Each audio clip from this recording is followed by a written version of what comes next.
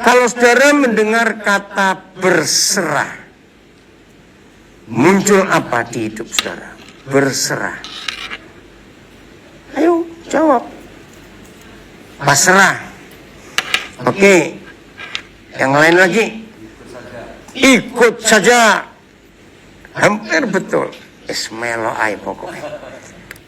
Satu lagi. Apa? Rela. Betul. Satu suara perempuan di sini. Apa? Mengalir. Oke. Pertanyaan kedua. Mana lebih mudah berserah? Jangan tersinggung tapi saya ngomongin ya. Orang bodoh atau orang pintar? Maaf. Yang lebih bisa berserah itu yang mana? Pintar semua. Loh, tapi itu fakta loh, saudara. Loh, betul tidak? Itu fakta. Maka itu 1 Korintus 1 Paulus menulis. Yang bodoh di mata dunia itu dipilih oleh Tuhan, betul tidak? Yang dianggap tidak bisa apa-apa itu yang dipilih. Ini mengalir saja, pasrah, ikut saja, rela. Itu kalau yang merasa pintar. Wangel. Betul tidak? Karena mikir terus. Saya tidak tahu alasan apa pemusik memuji Tuhan milih lagu yang terakhir. Bukan setia. Kita rela, pasrah untuk dipimpin. Nah, saya akan berikan contoh pertama. Dalam perjanjian lama ada seorang yang luar biasa. Dalam berserah, dalam mengikuti Tuhan, ini orang yang aneh. Masih ingat Abraham sebelum jadi Abraham? Iya atau tidak? Saya mau tanya kepada saudara. Ada orang kaya, sangat saudara kenal, dan dia pun kenal saudara. Ya kenal lo ya. Kemarin malam, tiba-tiba orang itu berkata, besok kamu ajak keluargamu ke Bandara Juanda. Kemana? Pokoknya bawa dulu. Loh, jadi kemana? Pokoknya nggak usah tanya. Ke Juanda dulu, nanti aku tunjukkan. Pertanyaan saya, sekenal-kenalnya kita dengan orang itu, kaya lagi. Jujur, langsung berangkat atau mikir atau berunding atau macam-macam. Sekeluarga loh, cepetan jawab. Nah, ini nih nggak jadi Abraham kabeh. Mau mikir terus. Mau dibilangi bodoh aja kok mikir terus, udahlah. Jangan tersinggung ya, Mas. Saudara, pertanyaan dan jawaban ini yang merupakan penghalang kita tidak pernah bisa maju-maju ngikut itu. Betul atau salah? Itu yang menyuruh Abraham hari itu Yahweh Tuhan. Dan Abraham belum kenal. Tolong catat. Itu lebih mengagetkan saya. Abraham belum kenal. Yang ngajak ngomong ini siapa? Terus saya tanya lagi. Ini istilah saya saja. Di Alkitab nggak ada. Sependeta-pendetanya seorang pendeta. Berarti pendeta apa ini? Ayo, pendeta apa ini? Loh, saya tanya Pak. Sependeta-pendetanya seorang pendeta. Jadi pendeta apa ini? Apa dewa? Apa? Enggak apa-apa dengar ngomong. Pendeta dewa. Itu berarti pendeta tenanan, saudara. Saya jujur tanya kita masing-masing. Saya harus akui. Pendeta yang seperti itu, kalau Tuhan ngomong, besok kamu berangkat, tinggalkan rumahmu, tinggalkan semua keluargamu semuanya, ajak keluargamu pergi ke suatu tempat. Ini Tuhan yang ngomong. Ayo jawab jujur, anggap aja semua kita pendeta. Langsung berangkat atau puasa dulu? Ayo, langsung berangkat atau puasa dulu? Saudara, jangan belajar hal-hal yang muluk-muluk, orang ini teologi, ini dokter. Ayo hari ini semua kita belajar seperti Abraham. Enggak kenal pada yang nyuruh. Berangkat. Ayo kita vonis diri kita. Serius.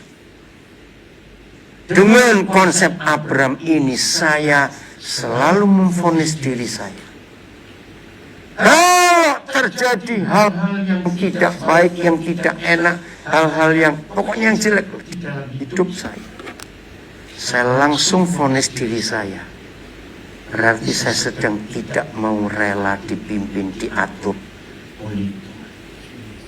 Perhatikan nih, itu pasti. Semua kita pasti hafal, bukan lagu. Belum dia turun nafas. Kalau sudah nafas belum Kristen kita kuno kok. Tiap langkahku diatur oleh Tuhan. Saya tanya, untuk menggenapi fakta itu bahwa Tuhan mau memimpin kita, tiap langkah kita diatur. Ini pertanyaan penting. Yang bermasalah itu kita atau Tuhan? Ayo jawab, yang bermasalah itu kita atau Tuhan? Cepatlah, salah nggak mau ngaku, sombong betul. Ayo, yang bermasalah itu kita atau Tuhan? Dalam hal apa? Tuhannya mau nonton, tapi, ayo, tapi yang nggak usah ngomong nggak taat dulu, kejauhan, bukan nggak mau. Yang dituntun ini loh, belum tentu. Masalahnya kita nggak mau taat. Sama. Saudara percaya Tuhan Yesus gembala yang baik? Sungguh? Nggak ragu-ragu? Tenanan? Masalahnya lagi kepada si kambing-kambing domba ini loh. Betul tidak? Dianya gembala yang baik, nggak usah kita ragukan. Masalahnya kita mau diatur oleh gembala itu, oleh tidak. Mau atau sejak saya mengerti prinsip ini, saudara, saya kalau konseling orang nggak pernah sampai berjam-jam, apalagi berhari-hari. Nah, kalau kita tahu masalahnya pada kita, bukan pada Tuhan, jadi yang harus dibereskan siapa? Kita. Saya ulangi, sejak saya mengerti konsep ini, saudara, tiap kali ada hal apa saja dalam hidup saya, yang jelek khususnya, langsung saya akan hukum diri saya sendiri. Daniel, kamu sedang tidak nurut. Maka itu kalau saya konseling orang nggak pernah berjam-jam, apalagi berhari-hari, sebentar. Karena itu saya tanya, bereskan dirimu. Nah, seringkali orang minta konseling. Ini Pak Gembala pasti punya pengalaman. Kalau saudara yang suka mendoakan orang, melayani orang, pakai prinsip ini. Kalau ada orang minta konseling, terus ngeyel, ngotot, catat. Dia tahu dia salah, tapi minta dibenarkan. Ya toh? Itu loh orang kurang ajar. Sudah salah, diberitahu ngeyel, ngotot, terus alasannya banyak. Stop. Sejak saya percaya firman ini, kalau Tuhan melihat kita bisa berserah total, rela dituntun, ngikuti saja.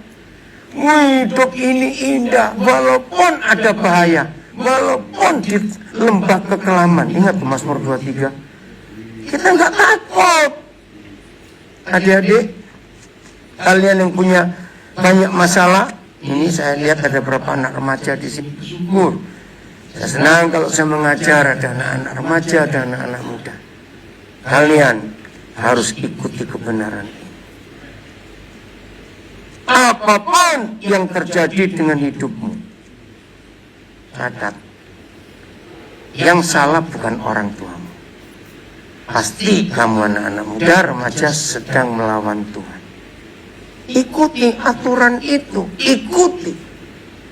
Nggak usah banyak tanya, nggak usah. Ikuti saja. Kalau kita ikut, butuh hidup luar biasa. Wih, ini saya baru sadar di layar. Di sini ada tulisan mengikut Yesus keputusanku. Bedanya apa layar situ sama layar sini? Oh begini, lah kenapa ditayangkan ini? Mana yang nayangkan? Apa? Oh bisa enggak? Ya bagus, ini bagus. Coba pantulkan. Enggak ada orang di sana. Halo, kemana? Mana? Layar besarnya. Ini kalimat bagus ini. Terima kasih. Nah ini hebat. Bisa enggak? Supaya jemaat juga bisa ikut. Lihat nggak cuma saya. Nah saya masih tanya ini, kenapa saudara menampilkan kalimat lagu ini? Oh ya sudah ada. Padahal saya nggak minta loh. Ini luar biasa. Nah sekarang saudara tahu. Oh tadi pagi temanya ini. Oh tadi pagi ada kebaktian juga. Oh ya, oh bagus. Saudara perhatikan ya, supaya hidup ini nggak bertele-tele. Jatuh bangun, putar-putar masalah, tiap hari sibuk masalah. Yakinkan diri. Kalau mulai hari ini setiap kita, termasuk yang di rumah, mau seperti Abraham, istilah surah bilang pasar bongkoan, gelinding, mengikut Yesus keputusanku. Kalau itu keputusan kita, anak-anak muda, yakinkan dirimu. Akan jadi orang hebat. Kita semuanya menghadapi masalah apa saja cepat selesai dan gak lama-lama. Maaf, ada juga beberapa orang tua. Kalau saya sepintas pasti di atas 70 hampir 80. Betul nggak? Tanya di belakang sana ya. Usia berapa itu? Berapa? Tolong sampaikan saya. 76, yang satu lagi 70. Nah, maaf ya, maaf jangan tersinggung. Apa masalah terbesar orang tua? Besok jadi tua ingat ya. Ya, ingat. Apa masalah terbesar orang tua? Jawabannya susah tidur. Betul tidak? Kenapa orang tua susah tidur? Tabungannya kebanyakan. Tapi bukan tabungan loh. Bukan. Adik-adik buka belajar ya, masih SMP SMA ini. Kata menabung tidak hanya duit. Aminkan dulu nanti saya jelaskan. Amin. Makin tua usia kita, ternyata tabungan kita makin banyak. Lagi sekali bukan duit. Apa tabungan orang tua yang paling banyak? Tambah umur, tambah banyak tabungan. Memorinya kepenuhan. Dengan cerita yang dulu. Waktu saya masih remaja, orang tua kalau cerita gini, sebelum Jepang masuk. Yang udah nggak tahu Jepang masuk itu kapan. Istilah orang tua dulu. Nah, Jepang masuk Indonesia itu tahun 1942.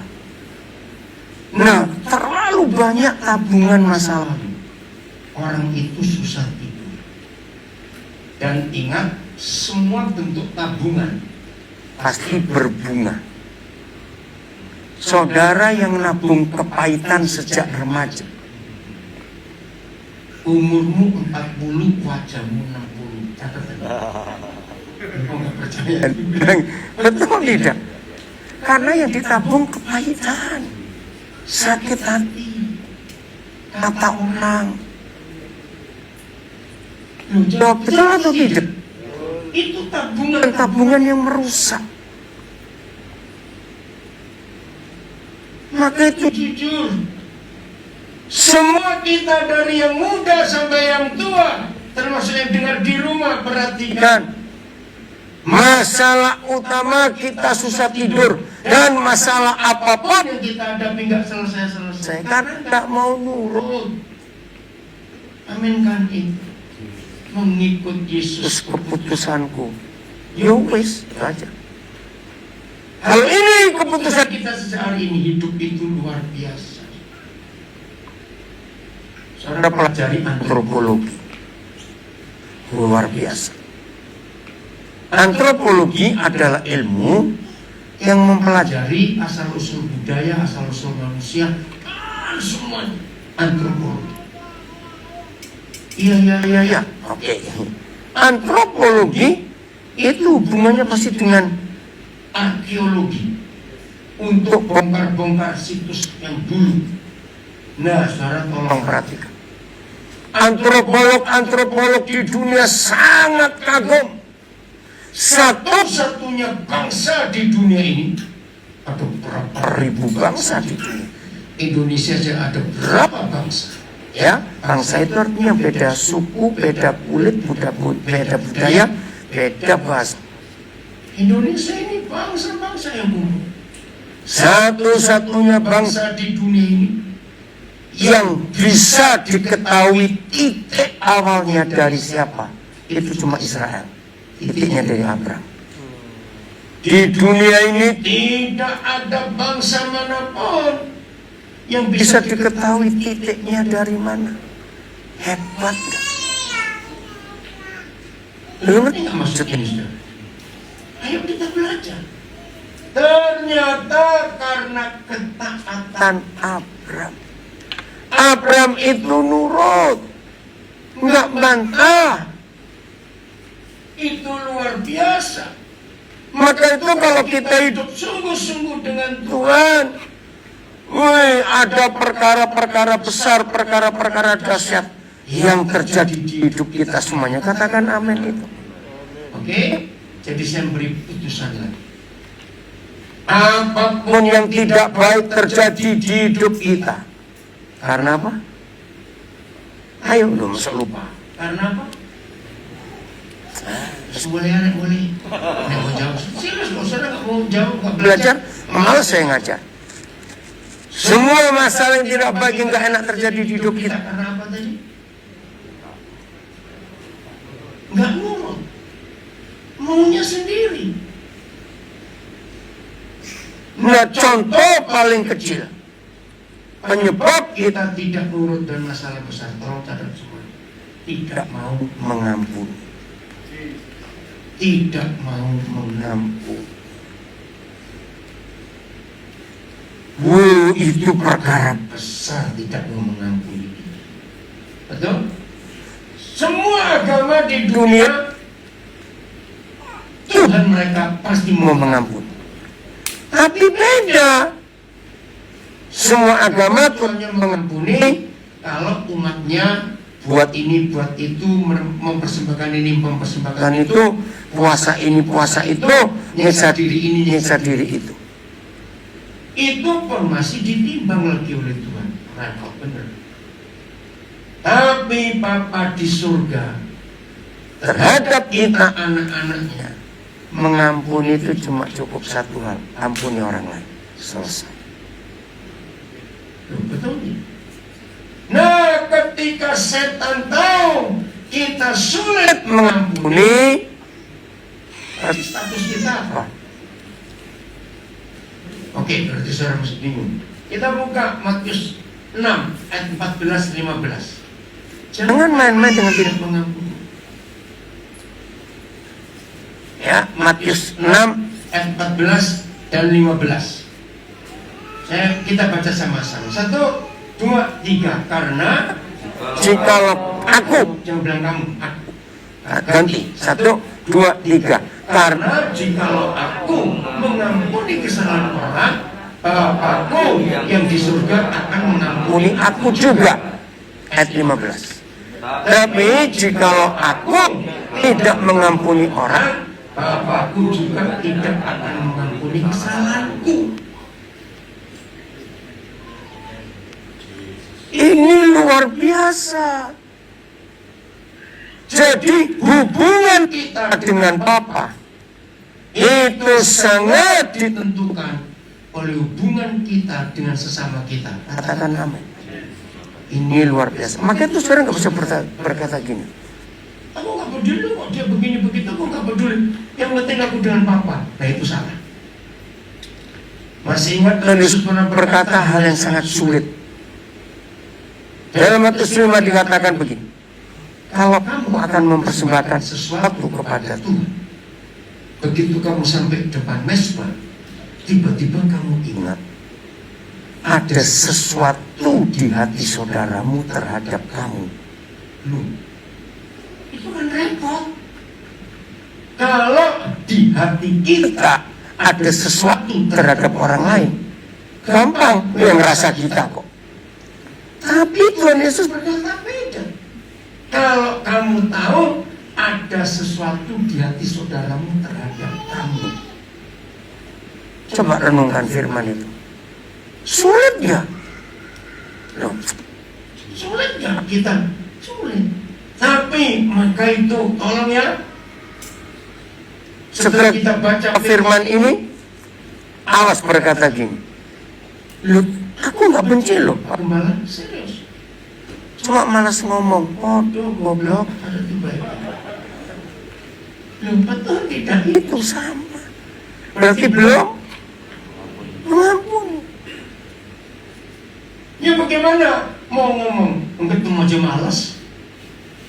Awas. Jadi hubungan kita dengan Bapa di surga langsung terputus ketika kita tidak mengampuni.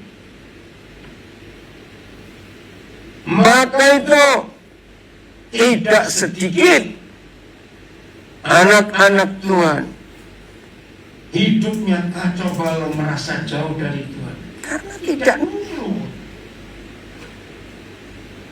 Jadi lihat ayat ini. Jikalau saudara dan saya tidak mengampuni orang, maka Bapa kita pun juga tidak akan mengampuni kesalahan kita. Berarti kalau kita nggak bisa diampuni, status kita apa? Orang berdosa. Ini yang kita perlu jaga dalam hidup kita. Nah, ini penyebab semua kekacauan dalam hidup kita. Oke, saya kembali lagi. Abraham. Wih, saudara, kalau hidup kita semuanya seperti Abraham, nurut. Disuruh apa saja, nurut. Wih, hidup ini enak sekali. Matius 11 ayat 29. Matius 11 ayat 29. Coba kita lihat ayat ini. Saya mau baca kalimat terakhir. Saya baca semua kalimat terakhir. 1, 2, 3 dan bukan kalimat terakhir dan jiwaku gitu loh, mulai lagi ya. Ulang 1, 2, 3 dan jiwaku akan mendapat ketenangan. Coba beri saya kata kalimat lain. Jiwa mendapat ketenangan, itu artinya apa? Damai. Ya, apalagi tadi? Tentram, sukacita. Cepat keluarin semua. Sejahtera, apalagi? Ayo, yang lain mikir. Adem ayem, betul. Apalagi? Legowo. Oke, jadi enak, pasrah aja. Oke, mendapat ketenangan, apalagi? Nggak stres. Orang yang jiwanya tenang, tidurnya nyenyak nggak? Nyenyak. Apalagi tadi ada suara di sini. Bebas. Serius. Merdeka. Wih, puji Tuhan. Saya mengalami firman ini betul-betul. Nah, untuk jiwa kita merdeka, tenang, sejahtera, adem ayem, damai, bahagia, sukacita, tidak stres. Nurut dengan belajar 2 hal saja. Ayo baca sama-sama. 1, 2, 3. Pikulah yang kupasang dan belajarlah kepadaku, karena aku lemah lembut dan rendah hati. Maka jiwa kita akan tenang, rileks, Aduh, Luar biasa. Serius itu. Nah, hanya belajar dua. Apa saja? Satu. Belajar apa? Ayo, dua Itu susah benar. Satu lemah lembut, dua rendah hati.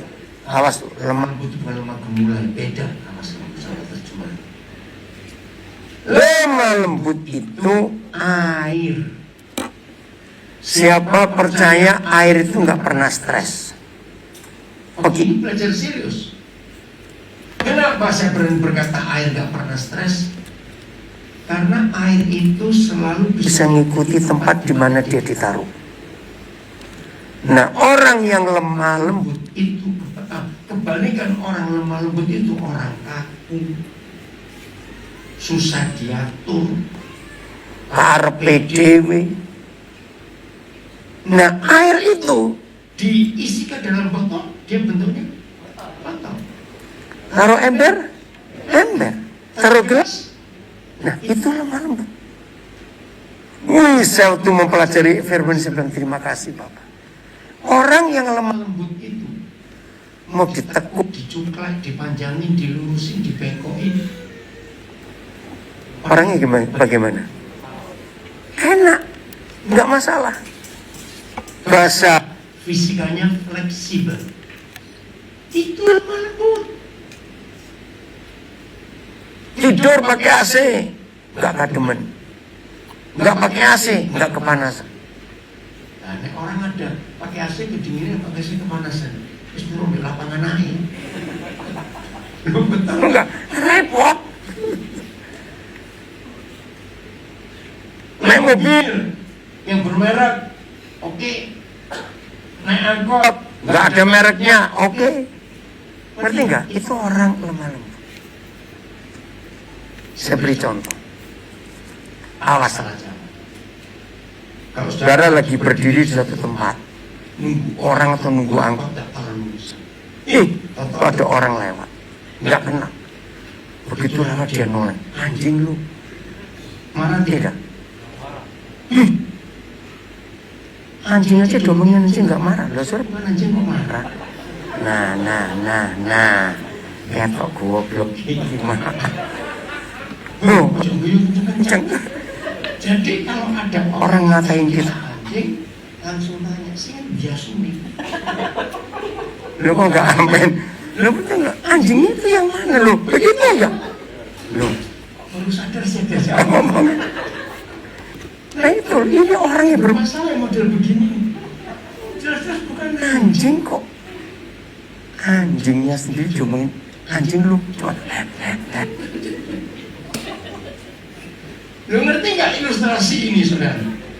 Maka itu dari tadi saya ngajari. pokoknya kalau hidup ini stres, nggak bisa tenang, nggak bisa tidur, gelisah. Terus masalah nggak habis-habis. Langsung katakan Das. dasmu dewi. Setuju? Jangan nyalakan orang lain. Yang salah kita. Selama corona ini, saya Belajar salah satu Oh banyak, saya belajar banyak. contoh. Corona virus. Virus ini, COVID ini masalah atau bukan? Ayo jawab dong, Tahu masalah atau bukan? Bukan. Nah, kagetnya gitu. Masalahnya itu di diri kita. Kalau imun imunmu nggak kuat, dia masuk.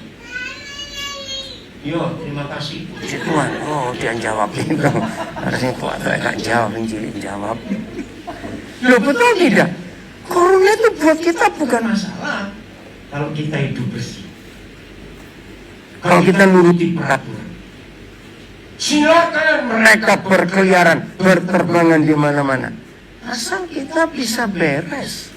Loh, betul tidak, saudara? Jadi salah kalau kita Kita berkata, berkata corona ini masalah buat dia. Buat saya Ya tidak. Karena imun tetap terjaga. Maka itu sebelum corona Orang hampir nggak pernah dengar kata Endorfin. endorfin. Pernah dengar nggak? Jarang toh. Nah begitu corona endorfin. Endorfin itu suatu hormon, suatu zat yang luar biasa loh. Endorfin itu sudah ada sejak Tuhan ciptakan kita dalam kandungan mama. Hanya tergantung kita bagaimana menggiatkan, menggalakkan untuk endorfin itu muncul. Dan itu ada di firman Tuhan. Hati yang gembira adalah manjurnya rai ikut. Yang penting ojo Obat pakai. Loh, betul nggak? Hati yang gembira adalah obat. Nah, manjurnya ini. Itu hati yang gembira. Periksa semua rumah sakit corona, nggak ada orang gila masuk. Nggak percaya kita. Loh, betul nggak? Sampai hari ini nggak ada orang gila kena corona. Saudara, karena endorfinnya hebat dia, guyu terus, tertawa terus, maka itu sehat. Dia nggak percaya, dia nggak percaya dia. Jadi corona bukan masalah, masalahnya di kita. Kalau stres, takut, maka itu Tuhan sedih loh. Jujur jawab, selama musim COVID ini banyak orang lebih takut Tuhan atau takut corona. Awas kon salah jawab ya. Ayo, di masa COVID ini lebih banyak orang takut Tuhan atau takut corona. Aku. Nah, bertobat. Minta penggembala baptis lagi. Pantai Kenjeran direndam. Lo menyedihkan loh saudara. Tidak sedikit orang Kristen lebih takut corona daripada takut Tuhan. Bertobat, itu hal yang salah dalam hidup kita. Maka itu firman ini penting. Jiwa yang tidak tenang, endorfinnya kacau. Betul masalah. Untuk bisa tenang, fleksibel, lemah lembut. Maria dan Abraham itu lemah lembut. Kok bisa? Ngikut itu air tadi itu. Ayo coba Maria. Zaman itu banyak gadis kan? Banyak. Pernah nggak tanya kenapa kok Tuhan pilih Maria? Ayo. Ini luar biasa. Karena Maria itu fleksibel, lemah lembut. Dia nggak takut ancaman hukuman mati. Karena zaman itu berzina mati. Betul. Itu keren. Maria itu luar biasa. Arti yang sesungguhnya Maria itu adalah taat. Maka itu yang pakai nama Maria. Tapi dua gantian Maria jeneng. Sosok Maria lagi. Wah itu Maria kok gak nurut. Maka itu ketika Gabriel menjelaskan begini begitu kamu akan mengandung walaupun tanpa menikah. Aduh jawabannya enteng. Nanti kita baca. Saya selesaikan dulu pelajaran kedua. Pelajaran kedua apa? Setelah lemah lembut, cepetan. Rendah hati. Ini dua soal yang akan membuat kita sehat sampai mati. Serius. Kenapa? Karena lemah lembut dan rendah hati itu kunci kesehatan, kunci keberhasilan hidup. Apa itu rendah hati? Tidak memaksakan kehendak. Saya ajar begini.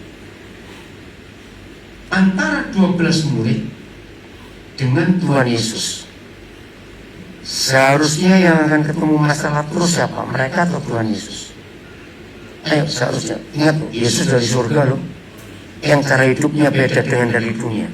Nah jadi antara Tuhan Yesus dengan 12 murid yang harusnya bermasalah terus siapa?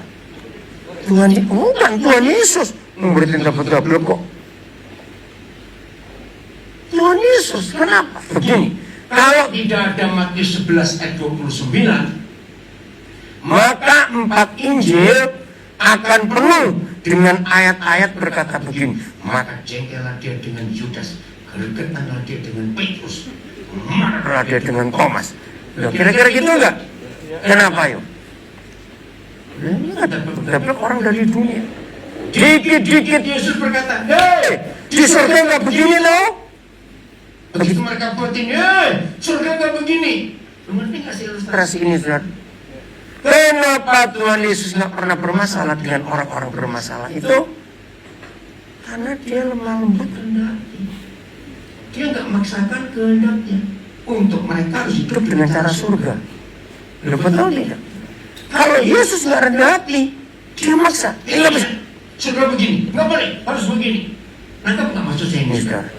Nah, maka itu yang sering stres. Kalau saudara pimpinan stres, pasti saudara Sedang tidak lemah lembut dan tidak rendah.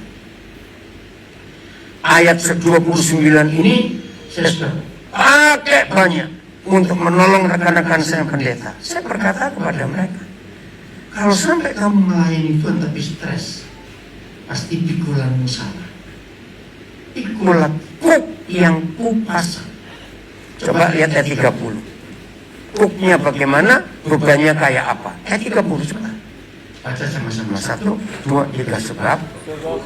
Kok yang kupasang itu, Ayo pakai istilah Surabaya. enak. Nah, gitu ya. Dan Nah, bebanku pun ringan. Saya bilang kepada teman-teman saya pendeta, kalau terus melayani, pasti yang kamu pikul beban mertuamu, beban mertua itu jauh lebih berat daripada bebannya Tuhan Yesus. Amin kan, saudara? Serius. beban sinode, beban organisasi jauh Lebih berat dari bebannya Tuhan Yesus. Percaya tidak? Itu dia. Nah, sekolahnya Tuhan Yesus itu unik. Soal ujiannya cuma 2. Apa dan apa tadi? Awas lagi, belum 10 menit. Nah, Apa soalnya tadi? Ya, 2 tahun lemah lembut dan tolong dengar ya. yang masih kuliah dengar. Sekolah yang ujiannya cuma 2 soal. Dan soal itu ribuan Tahun nggak pernah diganti. Waktu ujian PO ya enggak apa-apa. Nyontek boleh, bawa pulang soalnya, kerjakan jam berapa saja. Dan waktu ujian nggak ada yang ngawasi. masih Kira-kira kalau kita kuliah di kampus model itu itu harusnya bagaimana? Lakon. Belum ditanya kok lakon. Bayangkan sekolah cuma 2 soalnya, nggak Pernah diganti. Cari dulu sama. Ujian mau jam berapa aja nggak ada yang ngecek, nggak ada yang ngawasi. Kok nggak lulus? Ngerti nggak ilustrasi ini? Harusnya kita ini bagaimana sih? Loh. Harusnya bagaimana kalau model sekolah kayak begini nih? Terus lulus kebian. Harusnya kita sudah lulus. Ternyata dengan 2 soal yang Sama sama saja nggak lulus. Karena 2 beratnya itu. suruh ikut aja kok susah. Mau berubah mari. Belajarlah kepadaku. Aku lemah lembut dan rendah hati. Jangan suka ngotot. Nggak bisa. Aku bercanda. Saya senang istilah Surabaya. Orang kayak gitu nyatean. Tahu kata nyatean? Saya tanya, nggak tahu nyatean. Ya Allah, ya tahu. Ajar rendah. Kayak Tuhan Yesus. Jadi kesimpulannya, kalau saudara punya banyak masalah nggak selesai. Yang salah siapa? Orang yang kena corona, maaf jangan tersinggung. Maka itu kalau ada orang yang menyatakan positif, pertanyaan pertama, apa penyakit bawaan? Loh, iya atau tidak? Loh, saya tanya iya atau tidak? Itu masalahnya yang masih ada di dalam kita. Jadi kalau kita menurut saja, hidup ini luar biasa. Janji ya pulang dari sini, hentikan semua Permasalahan hidup saudara dengan jadi Abram dan Maria. Udah gitu aja. walaupun berat. Tuhan ngomong apa saja itu berat, tapi katakan ya. Jangan lagi kita. Tuhan Yesus Yesus saja bergumul nggak untuk berkata ya pada kehendak Bapa. Bayangkan, itu Tuhan Yesus loh saudara. Aduh, kalau kita ingat Getsemani, berapa kali dia ngomong kata-katanya itu juga Matius menulis? lupa. Berapa kali dia ngomong kata-katanya itu juga? Ayo, Injil Matius itu 26. Masa lupa tahu? 3 kali. Cuma tolong carikan ayatnya, 26 ayat berapa? 3 kali Tuhan Yesus berkata, yang itu juga. Kalimat itu menunjukkan. Ada yang bisa tolong supaya PowerPoint-nya apa ini? Multimedia bisa Tuhan tunjukkan. Matius 26 ayat berapa? Tolong cari. Saudara, buat saya tulisan Matius itu penting. Apa pentingnya? Siapa masih ingat? Tuhan Yesus pernah ngomong kan, Hei, kalau kamu berdoa jangan diulang-ulang seperti orang Farisi, kata-katamu. Betul tidak? kenapa Di menjelang akhir hidupnya dia kok melanggar yang dia katakan sendiri. Ada ayat berapa? Matius 26. Oh, pasal 29, bukan 26. Oh, 26 ayat 39. ya, enggak yang Diulang-ulang itu loh. Bukan. 4 berapa? Dan mengucapkan kata-kata yang itu. 44. Tolong multimedia. Saya menangis pada waktu diajar ini. Aduh, sudah tahu nggak? Kalau dalam bahasa Indonesia ada kalimat ini.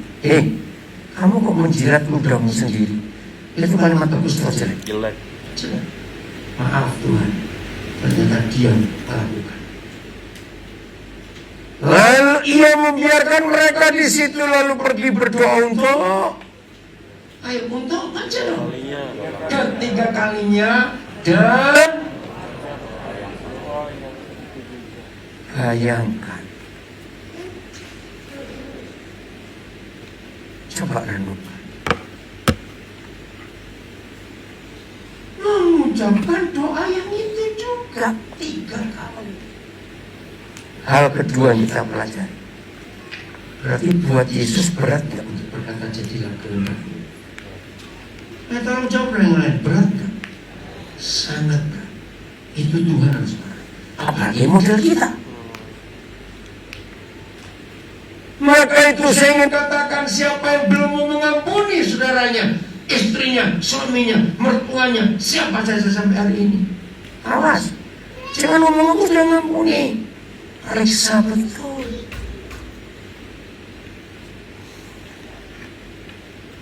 Lalu ayat 45, lihat ini, Matius 26 ayat 45. Oh, 46 kalau begitu. Yang jadilah kehendakmu ayat berapa? Oh bukan, oh berarti bukan Di Injil Matius ya. Oh 39. Enggak, jadi setelah 3 kali baru dia berkata, kalau begitu Bapak. terus kan? Ayo, Kalau begitu Bapak bukan kehendakku tapi oh ya ini, oh 39-nya ya. ini lama sekali Dia berdoa. Bayangkan Lukas menulis sampai keringatnya bercampur darah. Ayo kita bongkar. dia doa siang Atau malam hari ini? Jawab dong, doa siang atau malam? Loh, jawab. Waktu itu malam ke siang, cepatlah. Malam. Di bukit atau di pantai? Seharusnya sejuk atau panas udara itu kalau malam dan di bukit? Di sejuk. Yang ketiga, dia angkat-angkat karung. Loh, Tuhan Yesus angkat Angkat berat nggak? Angkat karung? Nah, 3 kali ini. Bagaimana doa malam di bukit nggak angkat-angkat kok bisa keringatan? Ngerti nggak pertanyaan saya? Ada psikolog di sini psikiater. orang stres itu pasti keluar keringat dingin. Loh, betul tidak? Itu stres. Berarti Tuhan Yesus ngapain? Loh, jawab dong. Stres. Gara-gara Pak, siapa? Loh, nggak tahu. gara-gara bajingan ini loh. Oh enggak, amin. Loh, ada yang tersinggung kok. Kita bajingan. Ayo nongol. Kita ini mantan-mantan bajingan. Setuju saya ngomong ini? Mungkin masih ada bajingannya di sini, gak ada yang tahu. Maaf. Dia stres gara-gara kita. ini yang unik. Kenapa dari penulis Injil Injil 4 orang, Matius, Markus, Lukas, Yohanes, hanya Lukas yang bisa merekam. Ada darah campur keringat keluar. Jawabannya karena Lukas itu dokter? nah, karena dia dokter, dia meneliti secara medis. Kalau orang normal Kayak kita itu tidak akan keluar dari di pori-pori. Kalau model kita langsung stroke, itu artinya. Lu ya pembuluh darah pecah tuh. Jadi tanda Yesus itu kalau dia nggak kuat stroke hari itu pecah pembuluh darahnya. Kalau perhatikan begitu berat. ya. Maka itu dia berkata, kalau boleh Papa, aku nggak mau dihukum dengan cara ini. Sampai 3 kali. Baru dia menang. Kalau begitu bukan kehendakku, kehendakmu jadi. Nah, hari ini Semua kita yang belajar firman ini, yang ikuti Zoom, Instagram, Facebook, rekaman audio, ada YouTube di gereja ini? Enggak ya. Saudara akan tahu semua penyebab masalah dan beratnya hidup karena apa tadi? Aku. Lah ya karena ini pura-pura lupa atau memang lupa? Karena apa? Enggak nurut. selalu membantah.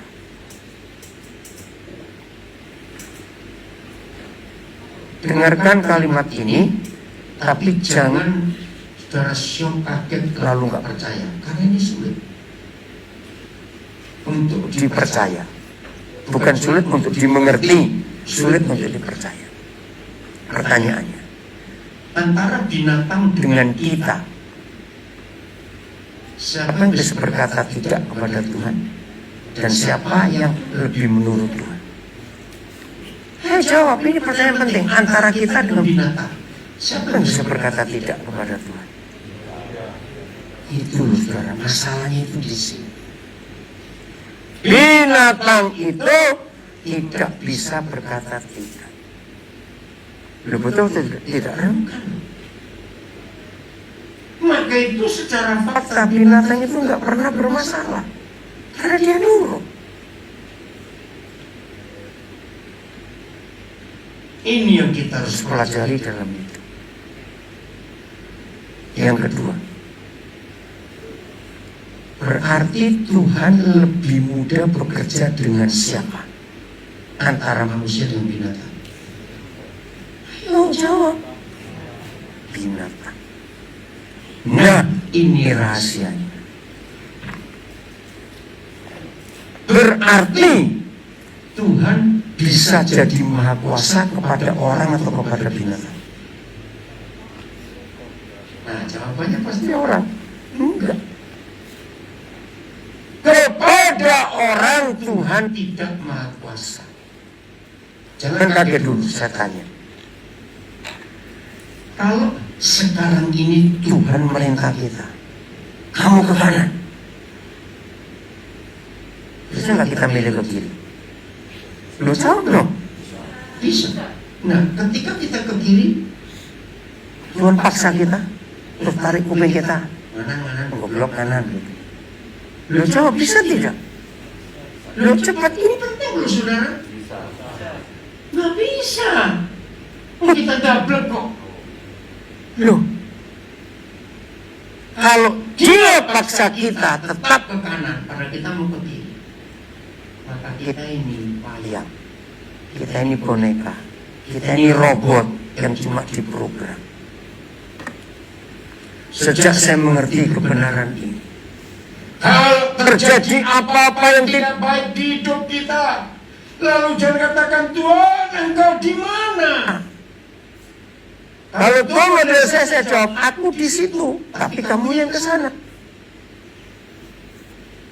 Nanti jawaban ini saudara, saya beri contoh. Ini anak Anak muda, dengerin ya. Suatu hari ada seorang anak lahir. Langsung surga memutuskan, hai anak manusia, Kamu mati umur 81. Cukup tua Coba toh kalau mati 81? Bisa tanya dia toh? Nah, umur 17 dia pacaran. Baru ulang tahun 3 bulan, pacarnya mutusin dia, terus dia patah. umur 18 dia bunuh diri. Mati enggak? Loh, Bisa tanya mati enggak? Mati, udah milih mati. Nah, padahal Tuhan minta, Tuhan memutuskan umurnya berapa di? 81. Karena gobloknya dia. dia balik 18. Lu ngerti nggak ilustrasi? Jadi jangan suka nyalakan Tuhan kalau terjadi apa-apa di hidup kita. Ada dokter di sini? Nggak ada. Oke. Siapa percaya 80% penyebab penyakit itu karena salah makan? Jawab iya atau tidak.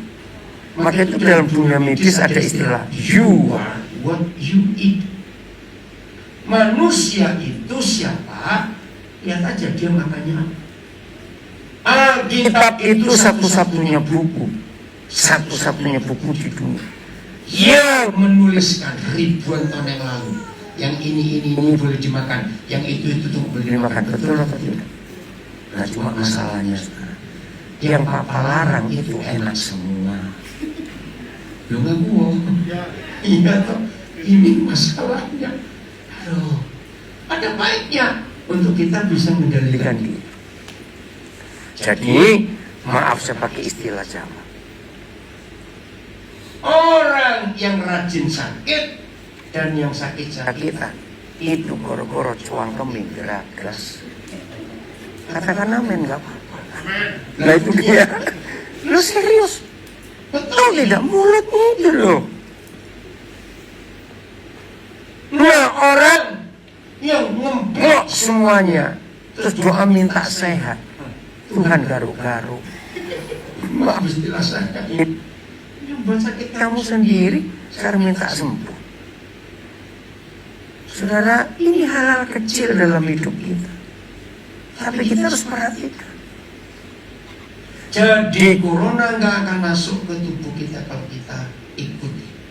Nomor satu, hati gembira, jangan stres. Mengucap syukur senantiasa. Banyak orang takut. Heran. Itu mau Buka pintu pagar aja hidup. Ya memang nggak apa-apa.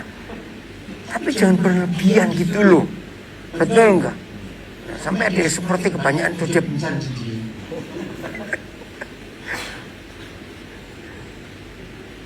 Jadi mau hidup dengan taat kepada Tuhan, ikuti peraturannya. Hidup ini luar biasa. Nah, Maria itu fleksibelnya luar biasa. Lukas 1:38. Ya, saya hampir selesai. Lukas 1:38. Setelah dia dijelaskan oleh Gabriel, begini begitu kamu akan melahirkan, nanti akan mengandung. Ayo baca sama-sama. 1, 2, 3. Kata Maria, Sesungguhnya aku ini adalah hamba Tuhan. Terus jadilah padaku menurut. perkataan itu stop dulu. Ayo kita jujur jawab. Maaf ya, jangan tersinggung. Zaman sekarang beda kasus ini. Zaman dulu loh. Tahu Risikonya setelah Maria ngomong ini, lo apa risikonya? Mati. Mati. Kok enak dia ngomong begitu? Nah, satu kali setelah Roh Kudus itu unik sekali. Tiba-tiba Roh Kudus tanya, Daniel, ada kalimat ini, lalu malaikat itu meninggalkan dia. Saya jawab, nggak penting sebetulnya. Itu. Tapi karena ini firman, Matius 5:18 berkata, langit bumi seperti ini bisa lenyap, tapi satu titik saya jadi Taurat nggak bisa lenyap. Nah ini satu kalimat. panjang. Ayo, kira-kira Saudara tahu nggak?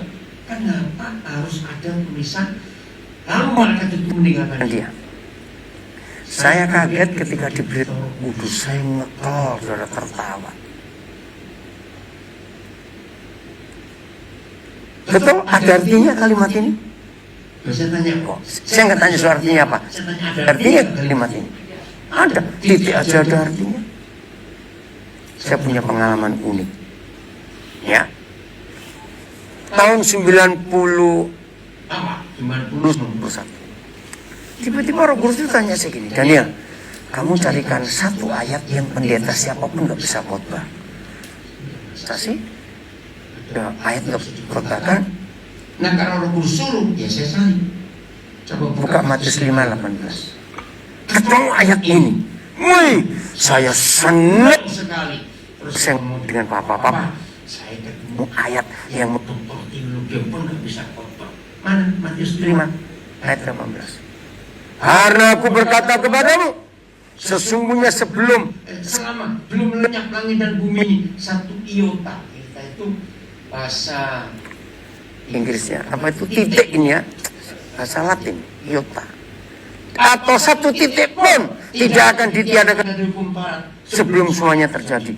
Saya senang, Bapak. saya Ketemu ayat yang nggak ada pendeta khotbah. Ayo siapa bisa khotbah tentang titik? Ayo. Lalu saya tanya kok, kalau titik dikhotbahkan namanya bukan titik. Lu betul nggak kalimat ini? Selesai. Saya nggak akan lupa. Bulan Mei 93. Bersama istri saya kami pelayanan di Amerika. hari itu kami Sampai di Pasadena, California, di rumah seorang hamba Tuhan orang Semarang, namanya Virgo Handoyo. Ada dia itu punya doktor 4 kalau nggak salah. jadi profesor teologi yang pertama orang Indonesia di Amerika. Web. Nah begitu saya masuk, nih, saya panggil dia Englok. Saya itu lagi duduk di meja, Lalu ada sesuatu nih, itu saya nggak ngerti dulu. nyetlok itu apa? Notebook. Dulu sebelum laptop namanya notebook, masih ingat nggak? Ya. Ya mudah-mudahan nggak. Itu notebook cuma sebentar aja ada. Nah dulu Bang, istilah notebook itu Tuh. buku kecil. Kok Notebook kok segede itu? Nah Pak Virgo ini orangnya celalean, orang Semarang. Ini anaknya komputer modern. Oh, Bang. Itu dia jelaskan. Anaknya komputer. Ya saya percaya aja, saya nggak ngerti. Terus kamu lagi ngapain loh? Oh ini lagi main internet. 93 loh saudara. Ayo Jujur, saudara kenal internet tahun berapa? Loh, internet itu apa? Oh ini ada satu jaringan baru. Lu aplikasi di komputer orang begini. Nggak nyambung saya. Terus kamu ngetek apa? Oh, saya lagi kirim email ke teman saya di New York. Loh, email itu apa? Dia jawabnya, surat listrik. Nggak ngerti juga. Terus saya tanya, bedanya apa dengan Faksimil. Oh, Beda. alah, Nah itu kita makan. Akhirnya kami diajak makan. Ini seru betul.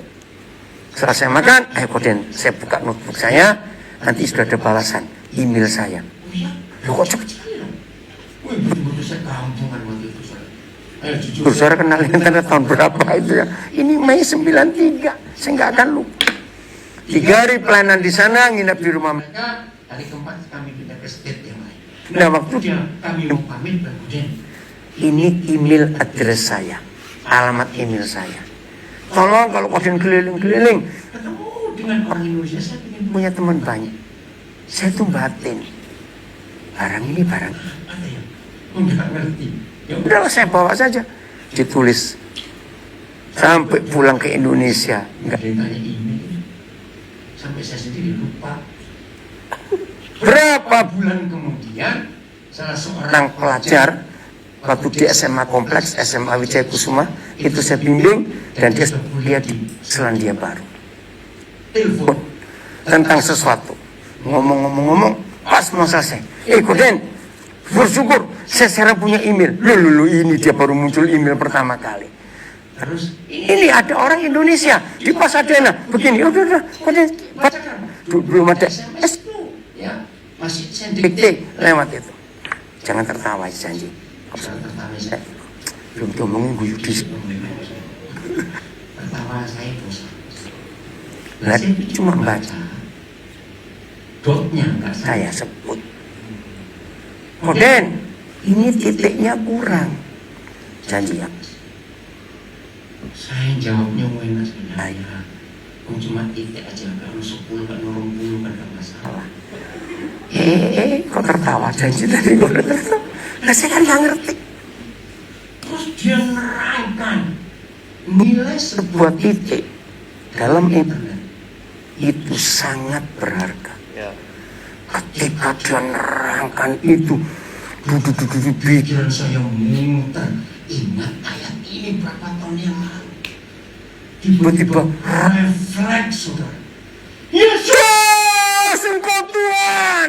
Oh maaf kekencangan di tengahnya. Dianya bingung. Koden kenapa? Koden kenapa? Saya jelaskan Sekarang sambil menangis. Kalau Yesus bukan Tuhan, tidak mungkin dia ngomong tentang sebuah titik. 2000 tahun kemudian baru orang tahu nilai titik. Catat. Segitu dahsyatnya firman. Saudara boleh bongkar buku apa saja. Tidak ada orang 2000 lebih tahun yang lalu bicara tentang nilai sebuah titik. Yesus Kristus Tuhan. Gak aneh tuh saya ngomong begini nih. Sama sarapan aja lu susah beneran. Dahsyat gak firman ini, so? Wih, saya bilang Tuhan kau luar biasa. Akhirnya saya minta ampun kepada Tuhan. Ternyata apa titik pun bisa dibongkarkan sekarang. Amin kan? Betul? Mau nurut? Loh, kalau nggak jawab berarti nggak mau. Mau nurut? Amin itu belum tentu. Lagi itu jawab. Nurut. Saya tahu bahwa kita mau taat kepada Dia. Disuruh apa saja, lihat lemah lembut Dan rendah hati. itu penting dalam hidup. Yang terakhir, banyak orang Kristen salah. Mujizat itu terjadi karena kita Doa puasa. salah. Mujizat itu terjadi karena kita doa pagi rajin. Salah.